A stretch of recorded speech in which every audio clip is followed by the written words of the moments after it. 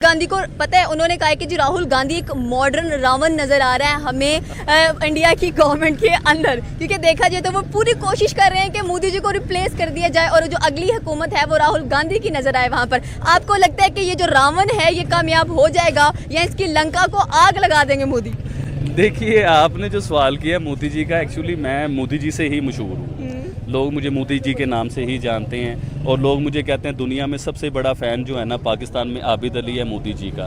तो ऑब्वियसली मुझे तो मोदी जी हर टाइम नज़र आएंगे वज़ीर-ए-आज़म की सीट के ऊपर, मैं तो हर टाइम चाहूँगा। और मैंने हमेशा ये बात की है, मैं आज आपसे भी करता हूँ, इंडिया वाले यकीन कीजिए बड़े अनलकी होंगे, बड़े बदनसीब होंगे और यकीन कीजिए कि ऐसे लीडर को अगर इन्होंने मिस कर दिया। और राहुल जी को मैं बुरा नहीं कह रहा हूँ, देखिए उनका भी कोई किरदार है, उनकी फैमिली का किरदार है इंडिया के बीच में, मैं किसी को बुरा नहीं कहना चाह रहा हूँ। लेकिन राहुल गांधी जो है ना, आप यकीन कीजिए इंडिया वालों को मैं ये बात करना चाह रहा हूँ, बिल्कुल नहीं जचते वो वज़ीर-ए-आज़म की सीट के ऊपर।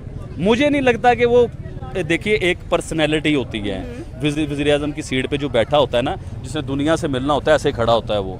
तो राहुल जी के अंदर ना मुझे वो क्वालिटी नज़र नहीं थी। हाँ, ये किसी शहर के सीएम बन जाएं, किसी सूबे के सीएम बन जाएं तो ये समझ में आती है बात, लेकिन पूरे मुल्क के वज़ीर-ए-आज़म बन जाएं तो मैडम देखिए, वो एक सिख थे, वो भी वज़ीर-ए-आज़म बने थे, उससे पहले वाजपेयी साहब थे, वो वज़ीर-ए-आज़म बने थे, बहुत से आए वज़ीर-ए-आज़म इंडिया के बीच में। दोस्तों, आबिद अली पाकिस्तान का एक बिजनेसमैन है और साथ ही साथ एक यूट्यूबर भी है। वो अगर हमारे प्राइम मिनिस्टर के लिए ऐसी बातें कर सकता है तो हमें भी सोचना चाहिए। पहले आप एक वीडियो देखिए, उसके बाद जाके कमेंट ज़रूर करें और पहले पूरी वीडियो देखिए, उसके बाद आपको मज़ा आएगा। अच्छा लगे तो शेयर और लाइक जरूर। कोई मोदी जैसी क्लास कोई आई इंडिया के बीच में? कोई इस तरह ना डर हुक्मरान जो ऐसे खड़ा होके बात करता है पूरी दुनिया की आंखों में आंखें डाल के, अपने इंडिया को कहीं भी वो डिग्रेड नहीं होने देते, कहीं नीचे नहीं आने देते।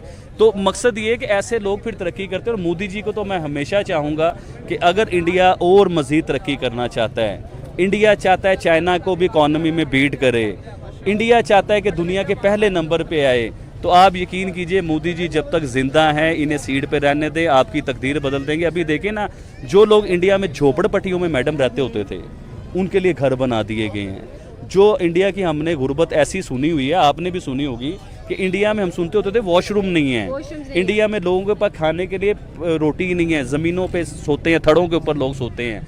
आज वही इंडिया है कि वो उन बहुत से आए वज़ीर-ए-आज़म इंडिया के बीच में। कोई मोदी जैसी क्लास कोई आई इंडिया के बीच में? कोई इस तरह ना डर हुक्मरान जो ऐसे खड़ा होके बात करता है पूरी दुनिया की आंखों में आंखें डाल के, अपने इंडिया को कहीं भी वो डिग्रेड नहीं होने देते, कहीं नीचे नहीं आने देते।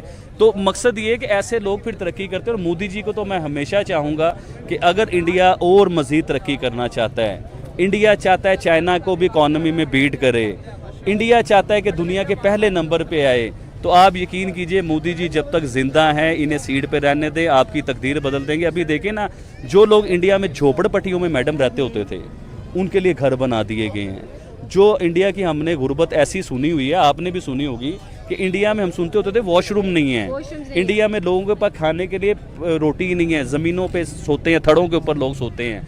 आज वही इंडिया है कि वो उनके पास हमारे से अच्छी और सस्ती रोटी भी है। पे जो बैठा होता है ना, जिसने दुनिया से मिलना होता है, ऐसे खड़ा होता है वो। मोदी जी की क्लास और है, वो पूरी दुनिया को लेके चलते हैं। आप समझिए नहीं मेरी बात को।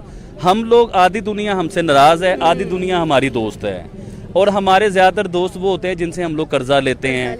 जब तक हम लोग पावरफुल नहीं होंगे, जब तक हम लोग इन कर्जों से जान नहीं छुड़ाएंगे।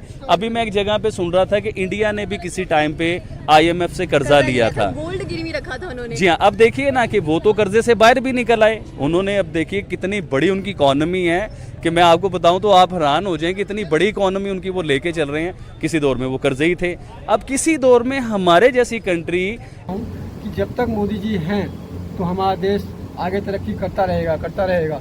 और जब से विपक्ष के हाथ में सत्ता चली गई तो आप जान ही रहे हैं, आप जानते ही हैं क्या हाल हो सकता है और क्या हाल होगा। ये तो शायद ऊपर वाला ही जानता है, भोलेनाथ ही जानता है। बाकी हमें जितना ज़्यादा से ज़्यादा हो सकता है और सपोर्ट करना चाहिए। और आपको मेरी वीडियो अच्छी लगती है तो आप शेयर ज़रूर करें। और साथ ही साथ ये यहाँ का पंजाब का खूबसूरत सा व्यू देखो। दोस्तों, कोई भी बाहर का आदमी अगर हमारे देश के PM के लिए इतनी अच्छी बातें कर रहा है तो हमें खुद न खुद इस सोच को, अपनी सोच को चेंज करना चाहिए और अपने प्राइम मिनिस्टर को बढ़ावा देना चाहिए। हमें भी एक आवाज़ उठानी चाहिए कि हमें जब तक मोदी जी रहेंगे वो पीएम रहेंगे। बाकी सबकी अपनी अपनी सोच है। धन्यवाद, नमस्कार।